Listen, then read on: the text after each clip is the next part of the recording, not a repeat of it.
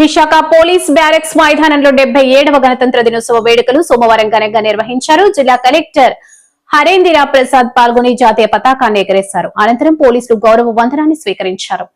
ఏర్పాటు చేయడం జరిగింది. వారు రూపొందించిన రాజ్యాంగం 1950 జనవరి 26 నుంచి అమల్లోకి వచ్చింది. ఆ రోజునే మనం గణతంత్ర దినోత్సవంగా జరుపుకుంటున్నాం.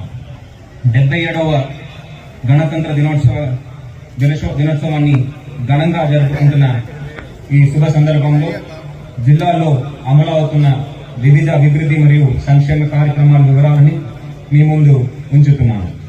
2 ద్వారా ఆనదాపురం మండలం గండిగుండం ప్రాజెక్ట్ పరిధిలో 12 గ్రామాల్లో రూపాయి 2.6 కోట్ల రూపాయలతో సహజ వనరుల యాజమాన్య పనులు చేపట్టడం మంజూరై 8 పనులు పూర్తి కాగా 160 పనులు పల్లె పండుగ 2 కింద 144 సీసీ మరియు బీటీ రోడ్ గల 3 రహదారుల నిర్మాణాన్ని 2.5 ఇరిగేషన్ పనులకు కాల్వలో ఉడికతీతలో 15 పనులు పూర్తి కాగా 7 పనులు పురోగతిలో ఉన్నది.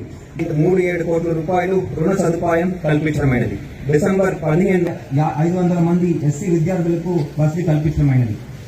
ఎస్సీ ఎస్టీ అట్రాసిటీ యాక్ట్ కింద బాధితులకు పరిహారం 10 ప్రీమెంటరీ హాస్టల్స్ 18 పోస్ట్ మెట్రిక్ హాస్టల్స్ నందు 3042 మంది బీసీ స్కాలర్షిప్ ఆర్టీఎఫ్ కింద 37,000 మంది బీసీ ఈబీసీ కాపు